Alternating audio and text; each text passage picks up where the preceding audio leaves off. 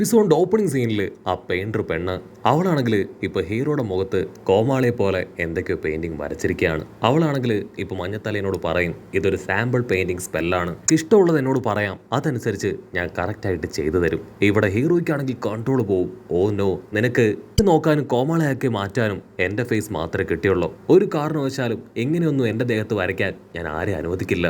തലേനാണെങ്കിൽ അവളുടെ ബിഹേവിയർ ഒക്കെ കാണുമ്പോൾ അല്പം ഡിഫറെൻ്റ് ആയിട്ട് തോന്നും. അവളാണെങ്കിൽ ഒരു കോമാളിയെ പോലെ പൊട്ടിച്ചിരിക്കുകയാണ്. അതിനാ മേയർ പറയും അവളൊരു പാവം കുട്ടിയാണ്, ഇങ്ങനെ ചില കുസൃതികൾ അവളുടെ കയ്യിലുണ്ട്. സോ അല്പം അവളെ കൺട്രോൾ ചെയ്യാൻ ഒരല്പം ബുദ്ധിമുട്ട് തന്നെയാണ്. അവൾ ഇങ്ങനെയൊക്കെ ആണെങ്കിലും അവൾക്ക് നല്ല കഴിവുണ്ട്. തീർച്ചയായിട്ടും നിങ്ങൾക്ക് അവളെ വിശ്വസിക്കാം. ഇവിടെ ആ പെണ്ണാണെങ്കിൽ ക്യാഷ്വലായിട്ട് പറയും എൻ്റെ ബ്രദർ എല്ലാ കാര്യങ്ങളും എനിക്ക് പഠിപ്പിച്ചു തന്നിട്ടാണ് ഇന്ന് കടന്നു പോയത്. സോ നിങ്ങൾ ടെൻഷൻ ആവേണ്ട കാര്യമില്ല, ഞാൻ കറക്റ്റായിട്ട് നിങ്ങളുടെ മിഷൻ അത് കംപ്ലീറ്റ് ചെയ്യും. ഇതെൻ്റെ ആദ്യത്തെ അറ്റംപ്റ്റ് ആണ്. സോ ചെറിയ ചില മിസ്റ്റേക്സ് അതൊക്കെ വന്നേക്കാം, അത് നിങ്ങൾ സ്കിപ്പ് ചെയ്താൽ മതി എന്ന് പറഞ്ഞ് അവളാണെങ്കിൽ പച്ച കുത്തുന്ന ഒരു മിഷൻ അതങ്ങനെ കയ്യിൽ കൊണ്ടുവരികയാണ്. ഇവിടെ ഹീറോ ആണെങ്കിൽ വീണ്ടും അവളുടെ എക്സ്പെരിമെന്റിന് വേണ്ടി തയ്യാറെടുക്കുകയാണ്. അതുകൊണ്ട് മഞ്ഞത്തലേനാണെങ്കിൽ ടെൻഷനായി ചാടി എഴുന്നേക്കും. മേയർ ആണെങ്കിൽ ആളെ സമാധാനിപ്പിക്കും. മേയർ ആണെങ്കിൽ അവളുടെ കയ്യിലുള്ള ആ ഒരു ടാറ്റു മെഷീനിലേക്ക് നോക്കും. ഓ നോ, ഇതിനു മുൻപ് നിന്റെ കയ്യിലുണ്ടായിരുന്നത് ഇപ്രകാരമുള്ളതായിരുന്നില്ലല്ലോ. അതിന് അവൾ പറയും എന്റെ പവർ ഉപയോഗിച്ച് എനിക്ക് ഇഷ്ടമുള്ള രീതിയിൽ ഇത് ചേഞ്ച് ചെയ്യാൻ പറ്റും. അത് കേട്ട് ഇപ്പൊ മഞ്ഞത്തലയും ഞെട്ടുകയാണ്. നമ്മുടെ ഹീറോയുടെ എബിലിറ്റി പോലെ തന്നെ അവൾക്കും ചില എബിലിറ്റി ഉണ്ട്. പെൺകുട്ടിയാണെങ്കിൽ വീണ്ടും അവളുടെ കയ്യിലുണ്ടായിരുന്ന ടാറ്റു മെഷീൻ അത് ബ്രഷാക്കി മാറ്റും. നിങ്ങൾ ടെൻഷൻ ആവേണ്ട കാര്യമില്ല, ഞാൻ പെയിന്റിംഗ് തന്നെ ചെയ്യാം, വെള്ളം ഒഴിച്ച് കഴുകിയ ഇത് മാറിക്കോളൂ എന്ന് പറഞ്ഞ് അവൾ പെയിന്റിംഗ് സ്റ്റാർട്ട് ചെയ്യും. ഹീറോയുടെ ബോഡിയിൽ ക്രിയേറ്റ് ചെയ്ത ആ ഒരു സ്പെല്ല് അത് കംപ്ലീറ്റ് ആവും. മേയർ ആണെങ്കിൽ ആൾക്കാരോട് സോറി പറയും. ഐ എം സോറി, നിങ്ങൾ പ്രതീക്ഷിച്ചത്ര ഹാപ്പി ആയിട്ട് നിങ്ങളെ ഇവിടുന്ന് പറഞ്ഞുവിടാൻ എനിക്ക് കഴിഞ്ഞില്ല. പക്ഷേ തീർച്ചയായിട്ടും നെക്സ്റ്റ് ടൈം നിങ്ങൾ ഹാപ്പി ആവും. നമ്മുടെ ആൾക്കാരും മേയറും ആ പെൺകുട്ടിയും അവരെല്ലാവരും ഇപ്പൊ എക്സിറ്റിലേക്ക് കടന്നു വരികയാണ്. ആ രണ്ട് മൊട്ടകളാണെങ്കിൽ ഇപ്പൊ നമ്മുടെ ആൾക്കാരെ കണ്ട് ഷോക്കാവും. മാത്രമല്ല ആ പെൺകുട്ടിയുടെ കയ്യിൽ അവർ ആഗ്രഹിച്ച ബ്രഷ് ആണെങ്കിൽ കൺട്രോൾ പോവും. അവർ ദേഷ്യപ്പെട്ട് പറയും മേയർ നിങ്ങൾ എന്താണ് ചെയ്തിട്ടുള്ളത്? ആ ഒരു ബ്രഷ് അത് ഞങ്ങൾക്ക് അവകാശപ്പെട്ടതാണ്, അവളൊക്കെ നന്നായിട്ട് ഞങ്ങൾ പെയിന്റ് ചെയ്യും. ഞങ്ങളുടെയും കൂടെ ബ്രദറാണ് മരണപ്പെട്ടത്, അവനൊന്ന് കാണാൻ പോലും കഴിയാത്ത രീതിയിൽ നിങ്ങളിവിടെ എന്തോ ഒരു സ്പെല്ല് ക്രിയേറ്റ് ചെയ്തിരിക്കുകയാണ്, ഞങ്ങൾക്ക് ഈ പകത്തേക്ക് പോലും വരാൻ കഴിയുന്നില്ല. അർത്ഥത്തിൽ ആ ഒരു ബ്രഷ് അത് ഞങ്ങൾക്ക് അവകാശപ്പെട്ടതാണെന്ന് പറഞ്ഞ് അവരാണെങ്കിൽ ശബ്ദം ഉണ്ടാക്കാനായിട്ട് തുടങ്ങും. കൺട്രോൾ പോയ മേയറാണെങ്കിൽ ഇപ്പോൾ അവരോട് ദേഷ്യപ്പെടും. നിങ്ങളുടെ ഉള്ളിൽ വലിയ ചതിയും കള്ളവും ഒക്കെ ഉണ്ട്, അതുകൊണ്ട് ഒരു കാരണവശാലും ആ ഒരു ബ്രഷ് നിങ്ങളുടെ കയ്യിൽ എത്തില്ല, അത് ഡിസേർവിംഗ് ആയിട്ടുള്ളത് ആ കുട്ടിക്ക് തന്നെയാണ്. മേയറാണെങ്കിൽ ഇപ്പോൾ അവരെ രണ്ടുപേരെയും ചീത്ത പറഞ്ഞ് അവിടുന്ന് ഓടിച്ചു വിടും. അതിനുശേഷം വീണ്ടും നമ്മുടെ ആൾക്കാരെല്ലാവരും വാഹനത്തിൽ കയറി അവിടുന്ന് പോകാൻ തയ്യാറെടുക്കുകയാണ്. മേയറാണെങ്കിൽ മഞ്ഞത്തലേനോടും ബാക്കിയുള്ളവരോട് എല്ലാവരോടും യാത്ര പറയും. ഇവിടെ നമ്മുടെ ഹീറോ അവനാണെങ്കിൽ ആ പെൺകുട്ടിയോട് യാത്ര പറയാണ്.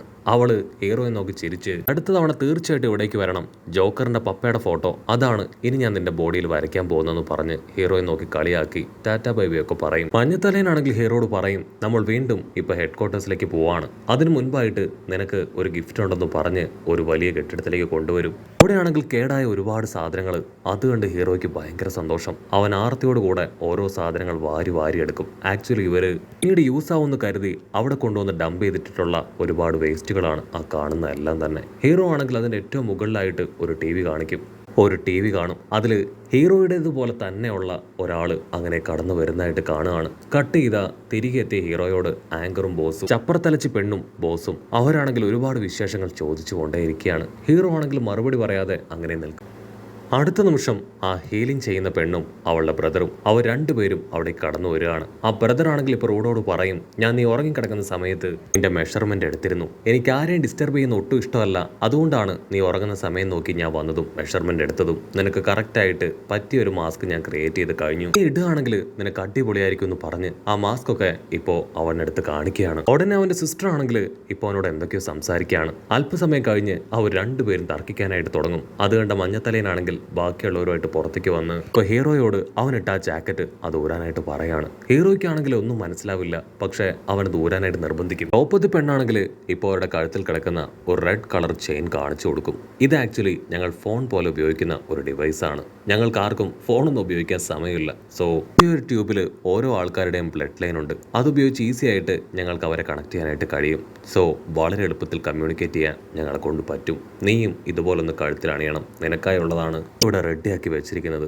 അതിന് നിന്റെ ബ്ലഡ് ഞങ്ങൾക്ക് ആവശ്യമാണ്. സോ ഞങ്ങൾ നിന്റെ ബ്ലഡ് കളക്ട് ചെയ്യാൻ പോവാണ്. ഹീറോയ്ക്കാണെങ്കിൽ അത് കേൾക്കുമ്പോൾ തന്നെ അല്പം പേടി തോന്നും. അങ്ങനെ സീൻ കട്ട് ചെയ്ത ബ്ലഡൊക്കെ എടുത്തതിന് ശേഷം ഇപ്പോൾ ഹീറോ ആയിട്ട് വീണ്ടും ആ നോമാൻ ലാൻഡിലേക്ക് പോകാൻ അവർ തയ്യാറെടുക്കുകയാണ്. ഹീറോ ആണെങ്കിൽ ആ വേസ്റ്റ് സാധനങ്ങൾക്കിടയിൽ നിന്ന് അവൻ ഇഷ്ടപ്പെട്ട കുറേ സാധനങ്ങൾ റിപ്പയർ ചെയ്യാനായിട്ട് ഓൾറെഡി എടുത്തു കഴിഞ്ഞു. അങ്ങനെ സീൻ കട്ട് ചെയ്ത ഇപ്പോൾ പെൻഡ, അതായത് നോമാൻ ലാൻഡ് കാണിക്കും. അവിടെ മുഴുവൻ അങ്ങനെ ചുവന്ന് കിടക്കുകയാണ്. നമ്മുടെ ആൾക്കാരാണെങ്കിൽ ഇപ്പോൾ ആ സ്ഥലത്തേക്ക് കടന്നു വരികയാണ്. അവിടെയുള്ള ഓരോ സാധനങ്ങളും ചെക്ക് ചെയ്ത് അവരങ്ങനെ മുൻപോട്ടേക്ക് പോകും. ചുറ്റുമുള്ളവരാണെങ്കിൽ ഹീറോയോട് പറയും, പറഞ്ഞതുകൊണ്ടും നിനക്കും വേണ്ടിയാണ് ഇത്രയും റിസ്ക് എടുത്ത് നമ്മളെല്ലാവരും ഇവിടേക്ക് വന്നിരിക്കുന്നത്. ആ ലേഡി പറഞ്ഞതനുസരിച്ച് ആ വലിയ ആപത്ത് അതെപ്പോൾ വേണമെങ്കിലും നമ്മളെ ആക്രമിക്കാം. നമ്മൾ വളരെയധികം കെയർഫുൾ ആയിരിക്കണം. ഇങ്ങനെയുള്ള സമയത്ത് ഓരോ സ്റ്റെപ്പും വളരെയധികം സൂക്ഷിച്ച് വേണം നമ്മൾ മുൻപോട്ടേക്ക് വെക്കാൻ. ആണെങ്കിൽ അവന്റെ പുതിയ മാസ്ക് അത് ഇതുവരെ യൂസ് ചെയ്തിട്ടില്ല. പക്ഷേ മാസ്ക് വെക്കാതെ അവനെ കൊണ്ട് മുൻപോട്ട് പോകാൻ കഴിയില്ല. സോ അവനാണെങ്കിൽ മനസ്സില്ലാ മനസ്സോട് കൂടെ ആ മാസ്ക് വെക്കാനായിട്ട് ശ്രമിക്കും. തന്നെ അവർക്ക് നേരെ ആരൊക്കെ അറ്റാക്ക് ചെയ്യാനായിട്ട് പാഞ്ഞടുക്കുകയാണ്. കട്ട് ചെയ്ത മറ്റൊരു ഭാഗത്തൊരു TV കാണിക്കും. ആ ട്രാഷ് ടീം അവരാണെങ്കിൽ TV-യിൽ ആൾക്കാർ നടത്തുന്ന ഓരോരോ കാര്യങ്ങളും അങ്ങനെ കാണുകയാണ്. അവരാണെങ്കിൽ ബോസിനോട് പറയും, എത്രയും വേഗം നമ്മൾ കളത്തിലിറങ്ങണം. ഇവിടെ സപ്പോർട്ടേഴ്സ് ടീമിനുള്ള ലേഡി അവരാണെങ്കിൽ നോമാൻ ലാൻഡിൽ എന്തൊക്കെയുണ്ടെന്നുള്ള ആർട്ടിക്കിൾസ് അത് ക്രിയേറ്റ് ചെയ്തുകൊണ്ടിരിക്കുകയാണ്. ഇവിടെയാണെങ്കിൽ ഒരു മോൺസ്റ്റർ അത് ചാടി വീണ് ഹീറോയെ അറ്റാക്ക് ചെയ്യുകയാണ്. അവനെ കൊണ്ട് പറ്റും പോലെ അതിനെ തിരികെ അറ്റാക്ക് ചെയ്യും. മറ്റൊരു ഭാഗത്ത് കമ്മൽ മാസ്റ്റർ ആളും ഒരു മോൺസ്റ്ററിന് മുൻപിൽ അതിനെ അറ്റാക്ക് ചെയ്യാൻ അങ്ങനെ റെഡി ആയിട്ട് നിൽക്കും. അതാണെങ്കിൽ പാഞ്ഞെടുക്കും. അടുത്ത നിമിഷം അവന്റെ കയ്യിലുണ്ടായിരുന്ന വെപ്പൻ ഉപയോഗിച്ച് അവൻ ആ മോൺസ്റ്ററിനെ അങ്ങനെ തല്ലി കൊല്ലാൻ ശ്രമിക്കും. ഒരുപാട് മോൺസ്റ്റേഴ്സ് ആണെങ്കിൽ അവിടെ മുഴുവനായിട്ട് റൗണ്ട് ചെയ്ത് വരികയാണ്. അത് കണ്ട ചോപ്പത്തി ആണെങ്കിൽ ഒരു സ്പെഷ്യൽ ഡിവൈസ് ഉപയോഗിച്ച് ആ ഒറ്റകളെ തകർക്കും. ഹീറോ ആണെങ്കിൽ അവന്റെ കയ്യിൽ ഒരു കീബോർഡ് എടുക്കും. അവന്റെ പവർ അത് ആ കീബോർഡിലേക്ക് അപ്ലൈ ചെയ്ത് ഇപ്പോൾ ആ മോൺസ്റ്റേഴ്സിന് നേരെ പാഞ്ഞടുക്കുകയാണ്. ഹീറോ അവന്റെ പവർ റിലീസ് ചെയ്യുന്ന അതേ സമയം മറ്റൊരു പെൺകുട്ടി ആ പവർ സെൻസ് ചെയ്ത് അവിടെ നടക്കുന്ന ഫൈറ്റുകൾ അതെല്ലാം വീക്ഷിക്കാനായിട്ട് തുടങ്ങും. ആണെങ്കിൽ അവന്റെ പവർ അങ്ങനെ കൊടുത്ത് ഇപ്പോൾ ആ കീബോർഡിലെ കീസ് എല്ലാം തന്നെ പുറത്തേക്ക് വീണ് പോവാണ്. ട്രാഷ് ബേസിലാണെങ്കിൽ ഒന്നൊന്നായിട്ട് ചാമ്പലാവാനായിട്ട് തുടങ്ങും. പക്ഷെ നമ്മുടെ ആൾക്കാർക്ക് മനസ്സിലാവാത്ത ഒരേ ഒരു കാര്യം ട്രാഷ് ബേസിൽ നിന്ന് എങ്ങനെയാണ് ഈ മോൺസ്റ്റേഴ്സ് ഒക്കെ ക്രിയേറ്റ് ആയി വരുന്നത് എന്നതാണ്. ആണെങ്കിൽ മുൻപോട്ടേക്ക് ചാടി വരികയാണ്. അതുകൊണ്ട് ബാക്കിയുള്ളവരാണെങ്കിൽ അവളെ തടയും. നീ ഇങ്ങനെ മുൻപോട്ടേക്ക് പോകാൻ പാടില്ല, നിന്നോട് പുറകിൽ നിൽക്കാനല്ലേ പറഞ്ഞത്. ഇവിടെ നടക്കുന്ന കാര്യങ്ങൾ അത് വീക്ഷിക്കാനും നിങ്ങളെല്ലാം മനസ്സിലാക്കാനുമാണ് നിന്നെ ഏൽപ്പിച്ച ദൗത്യം. അതിനവള് പറയും, നിങ്ങളെല്ലാവരും എൻ്റെ സപ്പോർട്ടിന് എൻ്റെ കൂടെയുണ്ട്. സോ എനിക്കൊന്നും സംഭവിക്കില്ല, നമുക്ക് ഒരുമിച്ച് ഇത് നേരിടാം. ഹീറോ ആണെങ്കിൽ അവൻ്റെ മിററിൽ പെട്ടുപോയ ആ ഡസ്റ്റുകളെല്ലാം തുടച്ചു കളയാണ്. അപ്പോൾ അവൻ്റെ പവർ സെൻസ് ചെയ്യുക ആ പെൺകുട്ടി അവൾ അങ്ങോട്ടേക്ക് വരും.